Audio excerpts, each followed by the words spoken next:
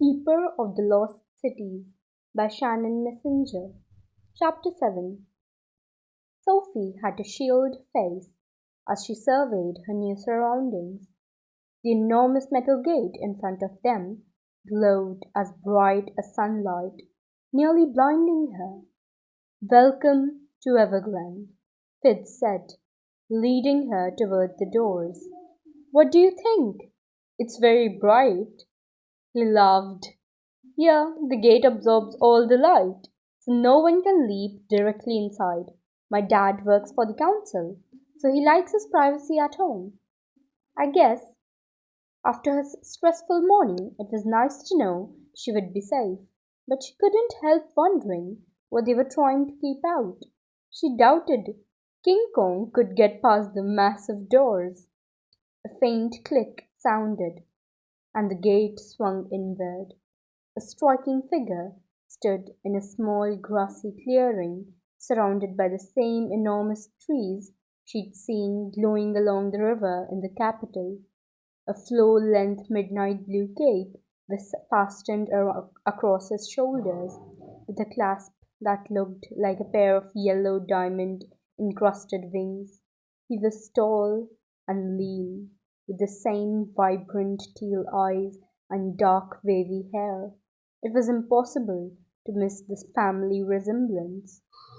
"Sophie, this is my father, Alden," Fitz introduced. She wasn't sure if she should bow, or curtsy, or shake hands. How should she greet an elf? She managed a shy wave.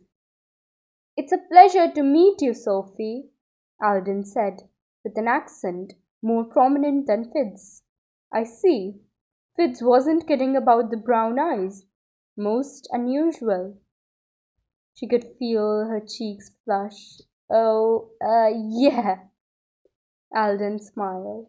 "There's nothing to be embarrassed about. I think the color is quite pretty. Don't you, Fitz?"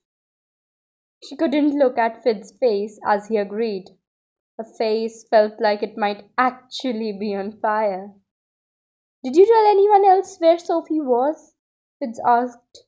"Only the council. Why?" "Sophie said someone tried to take her this morning." Alden's eyes widened. "Are you okay?"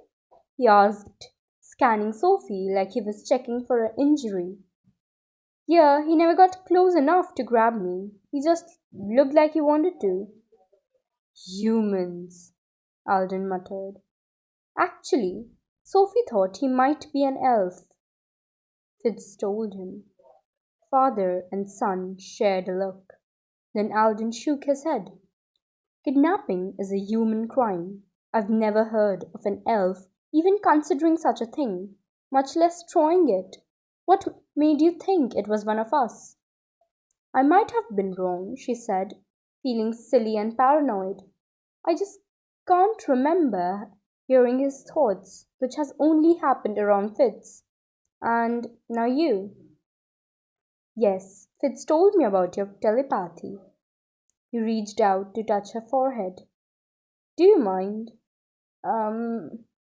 She didn't want to be rude, but she couldn't help taking a step back. "I mean you no harm, I assure you. I'd love to see your memories of the kidnapper, if that's okay." She was surprised he'd asked her permission. Fitz really was right about the rules of telepaths. Didn't mean she liked the idea of having her memories searched, though. She glanced at Fitz, and he nodded, trying to reassure her. But it was the kindness in Alden's eyes that made her agree. Alden placed 2 fingers gently against her temples and closed his eyes. She tried to hold still and avoid thinking about how good Fitz looked in his dark jacket. But as the seconds ticked by, she could feel her knees starting to shake. "Well," Alden said, as he pulled his hands away, "you are indeed a fascinating girl." "Couldn't hear her thoughts, could you?" Fitz asked him, sounding triumphant. "No." Alden took both of her hands. "Well, I'll look into what happened this morning, but I'm sure there's no reason to worry. You're here now, and it's perfectly safe in our world." He frowned, and his head jerked toward Fitz. "I specifically told you not to leave her again without an excess." "Sorry, I forgot." Sophie thought she saw the guy who tried to grab her, so we had to get out of there quick. "But we're fine. I had us covered." "That's not the point." Alden held out his hand, and Fitz dug a small black cuff out of his coat pocket and handed it to him. Alden clamped the bracelet around Sophie's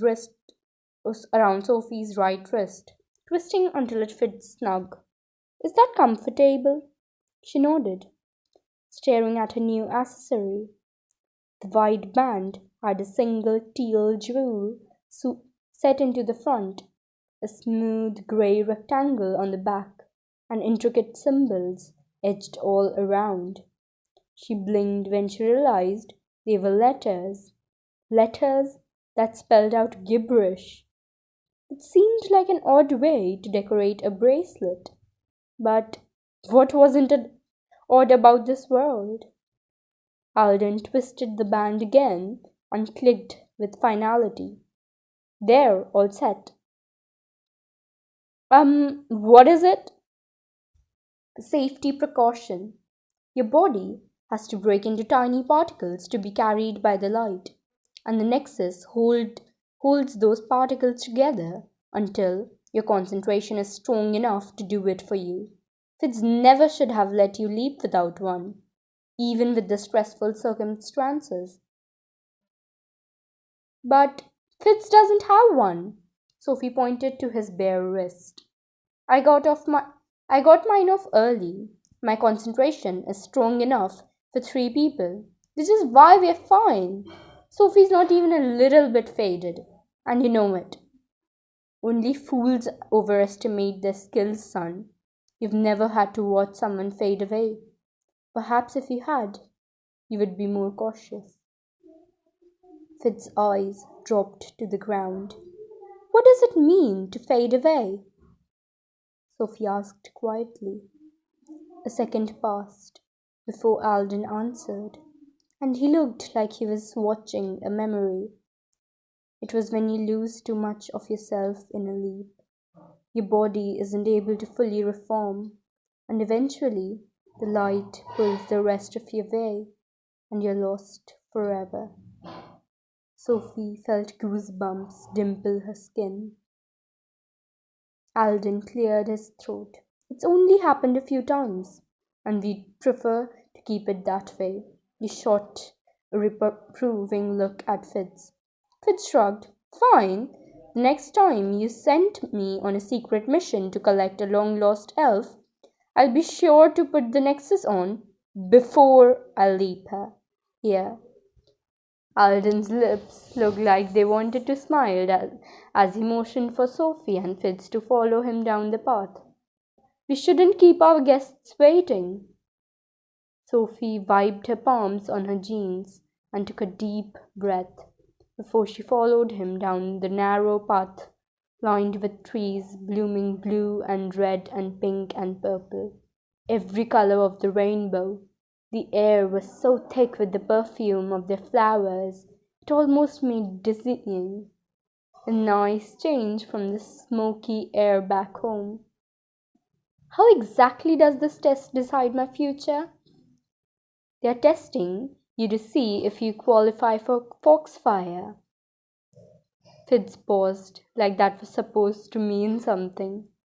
"Isn't that glowing fungus?" she asked. Alden cracked up. Fitz looked a little insulted. "It's our most prestigious academy." "You named your most prestigious academy after fungus?" "It represents a bright glow in a darkened world." "But the light comes from fungus." Fitz rolled his eyes. "Will you stop saying fungus? Only those with the strongest talent qualify for Foxfire. And if you don't get in, you might as well kiss your future goodbye." Alden placed his hand on her shoulder. You'll have to excuse my son. He's very proud to attend Foxfire, and it's definitely an accomplishment. But don't let him worry you. The earliest level are more of a testing ground to see who develops abilities that qualify them to continue with their studies. The idea of going to an elven academy made her head spin. Would she have to sneak away every day? She didn't see how that could work, but she doubted her parents would knowingly let her leap to a secret elven school either, if they really were her parents. Cold chills mixed with sudden nausea at last night's troubling revelation rushed back, but she shoved the sickening thought to a dark corner of her mind, one problem at a time. Is it going to be hard to get into Foxfire? She asked. Counselor Bronte will be difficult to impress, Alden admitted. He feels your upbringing and lack of proper education should disqualify you. Plus, he doesn't like surprises. The council had no idea you existed until today, and he's more than a little miffed about it. But you only need 2 out of 3 votes. Just do the best you can. The council didn't know about her. Then why did Fitz say they'd been looking for her for 12 years? Before she could ask, they arrived at another clearing, and all coherent thoughts vanished.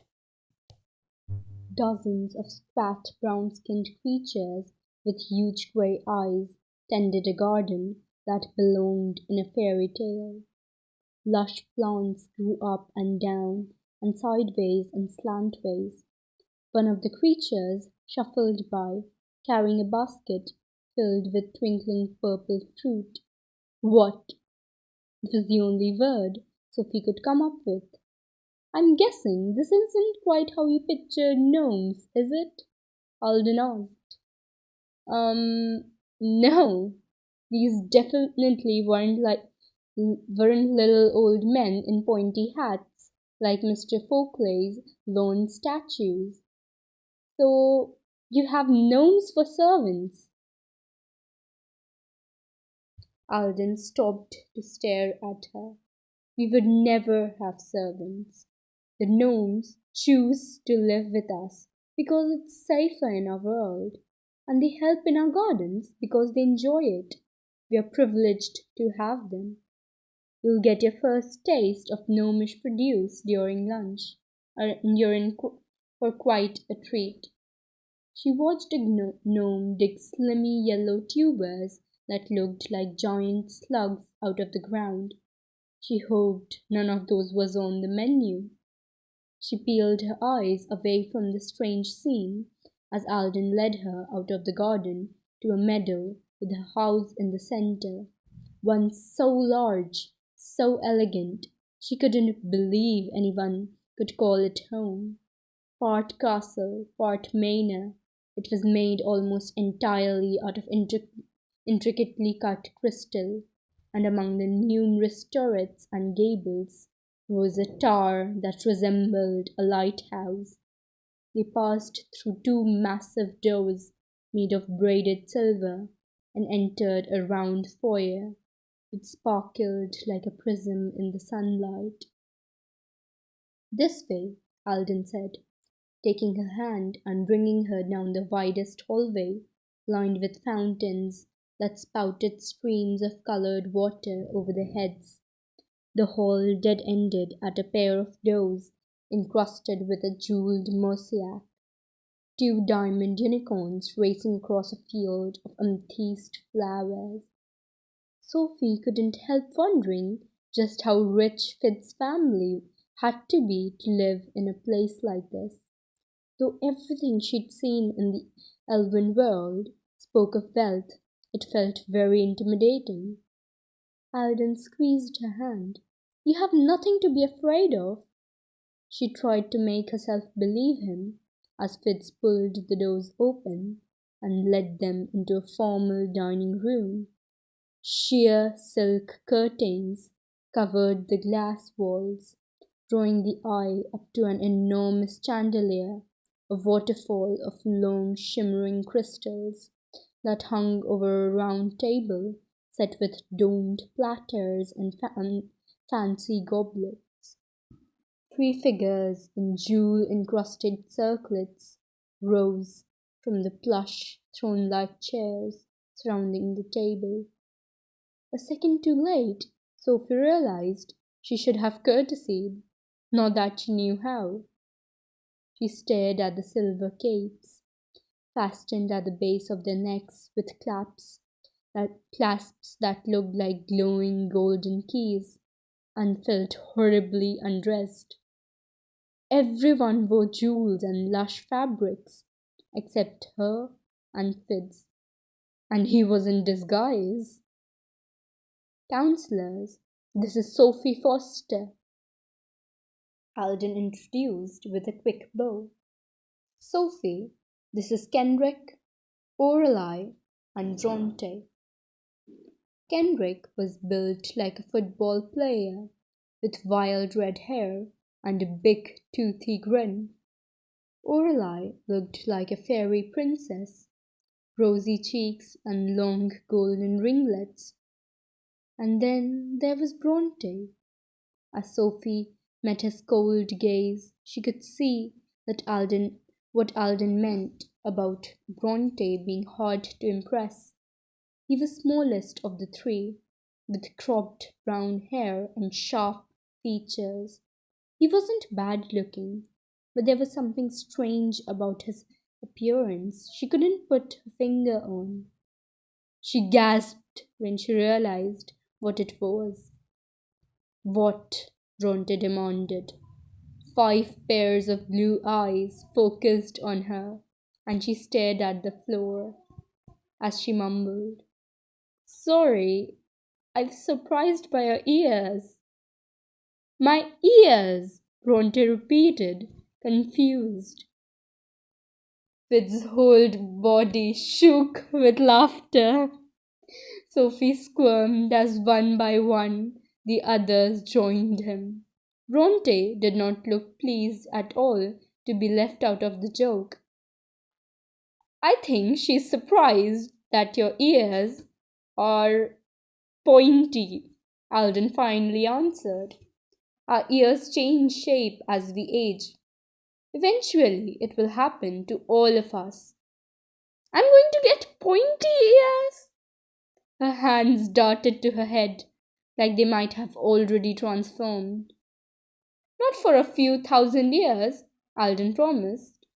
"By then I doubt you'll mind." Sophie sank into a chair, barely noticing that Fitz sat next to her. Her brain was on auto repeat. 1,000 years, 1,000 years, 1,000 years. "How long do elves live?" she asked. Everyone looked young and vibrant, even Bronte.